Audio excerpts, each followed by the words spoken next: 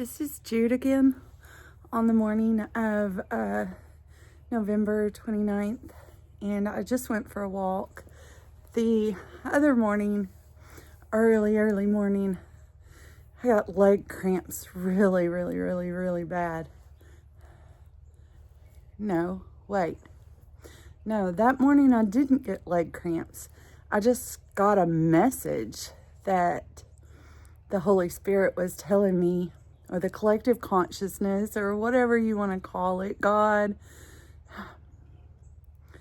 whatever you want to call it, it's inclusive.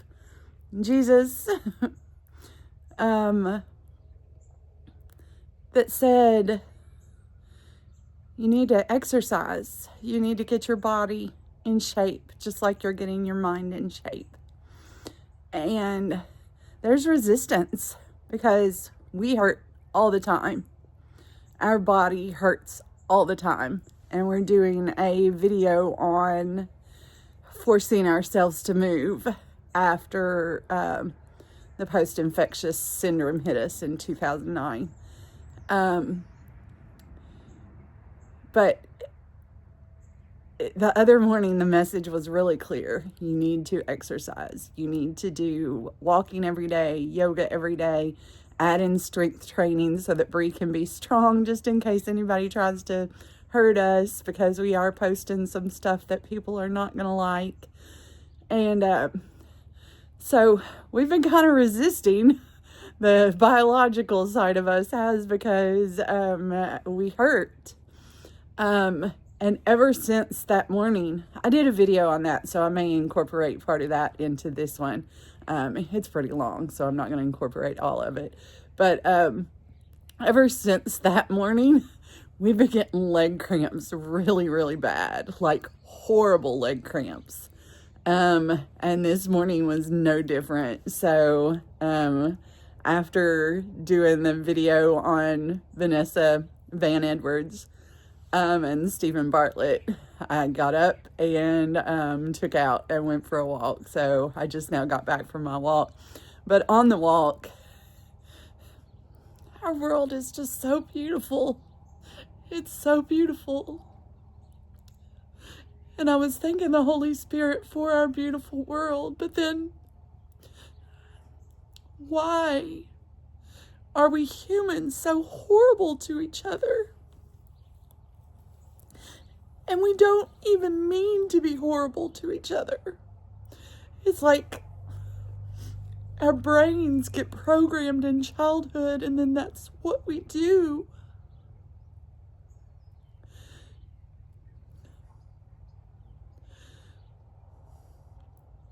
And I don't even understand all of it, because I locked myself away. After childhood was very bad early on, I created these different parts of myself, and then I went underground. And I didn't come out again until our body failed in 2009, and Jesse and Harper didn't want to live with the pain anymore. And Bre forced me to the front. And I do think I was probably a child. I was probably around 8 whenever I was pushed to the front in 2009. And then I had to do all these adult things. And I'm different. I definitely have OCD. I'm more like a robot. I want to follow all the rules that I've ever been taught. And that's so exhausting. And that's why I locked myself away, I think. Because it's not supposed to be like this. And Jesus knew that it was not supposed to be like this. It was supposed to be kind and loving. And that's what he wanted the world to be. And that's what the Holy Spirit told him. That's what God told him. But then the church used him and twisted it all to put control and rules on us that aren't real rules. They're not rules of God. They're not. And even if they are rules, there are conditions to those rules. There are conditions.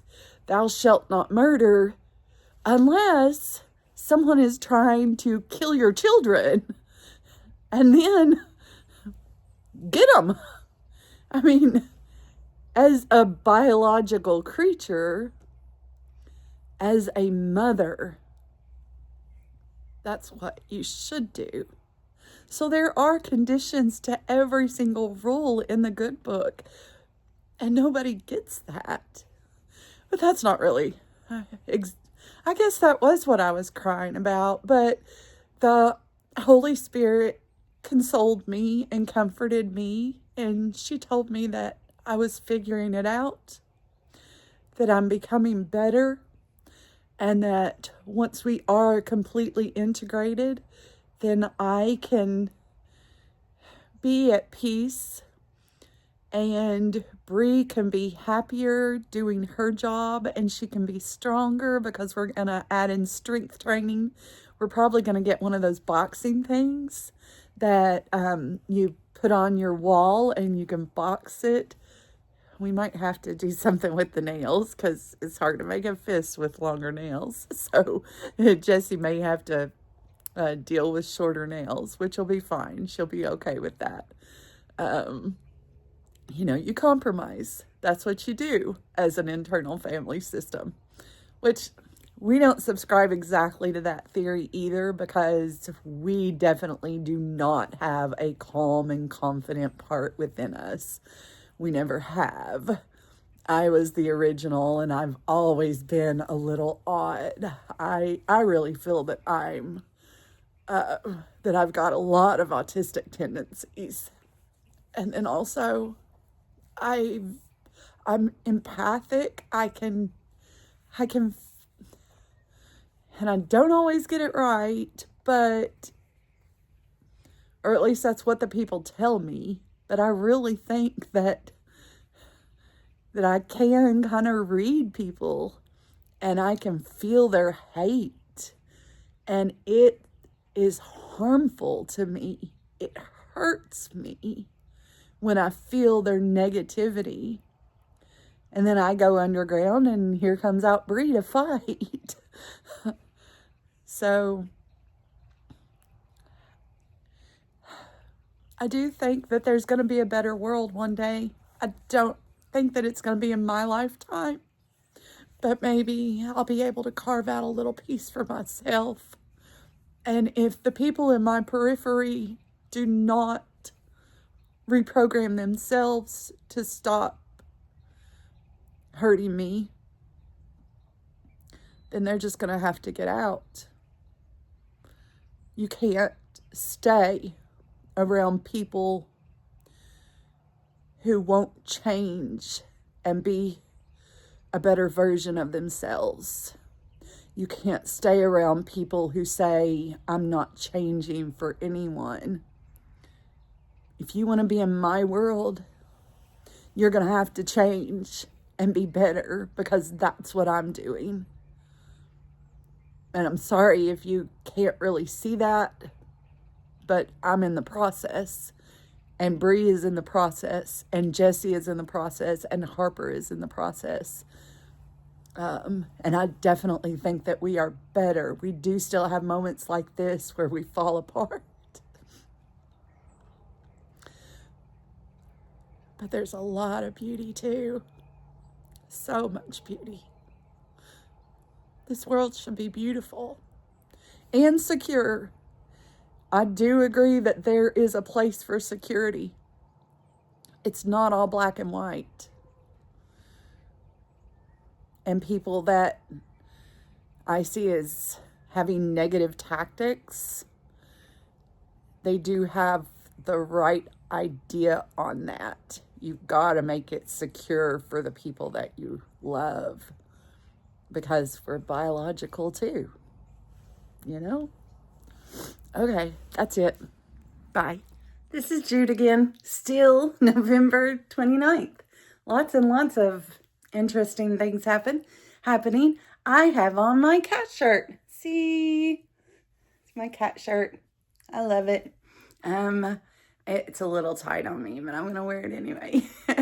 And I did want to point out that, did I already tell you that I'm Jude? This is Jude, JJ1. And something just happened that kind of clicked in my head, and maybe it's the Holy Spirit working through me, or maybe it's just my empathetic nature. But I don't know about you guys, but I have a lot of people in my life that want me to be codependent on them. And maybe in the past, I wanted them to be codependent on me, but I don't anymore because it is a hurtful thing. Codependency is not a good thing. Well, dependency in any nature is not a good thing, you know, unless you're children. But once you become adults, you need to take responsibility for yourself. So I have this one person in my life that wants me to turn to this person for any problem that I have. And I like to solve problems myself, especially Bre does. So she will not go to this person for help. And then after she solves the problem, there's always a comment made, well, I sure am glad that you solved it. But we can tell that that person doesn't really mean it. That person would prefer for us to reach out to them. And then they can come in and be the hero and solve the problem and get our gratitude and our thanks. And that person feels good about themselves from solving our problem. Solve your own problems, dude.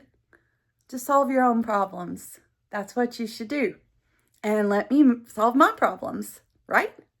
But that is not always the way that people want. People want you to be dependent upon them.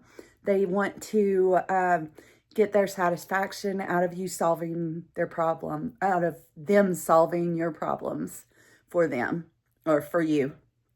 I'm sorry, I'm dissociating just a little bit. So that is one person in particular. And I've got another problem, or I've got another person that is similar to that. This is a person that we do a lot of things together with, but it is not always good for us.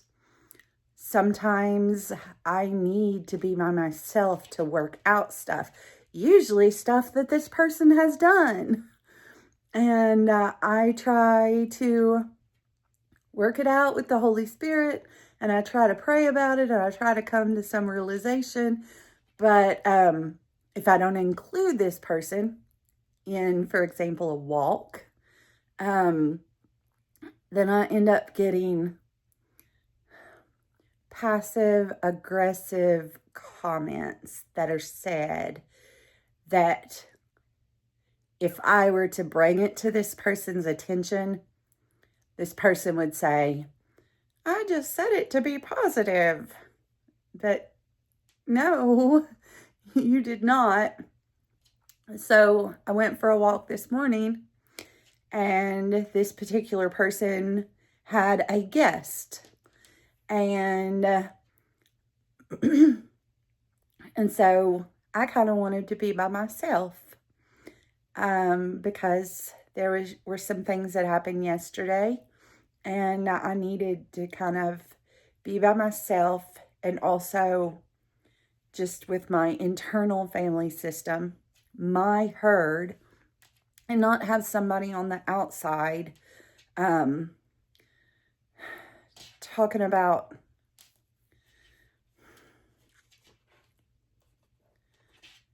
I don't know. I don't want to dig in on this person. So I'm not even going to say what they might be talking about, but not talking about stuff that I need to work out today. So I went for a walk by myself. And then when this person found out, well, I told this person that I was going for a walk. And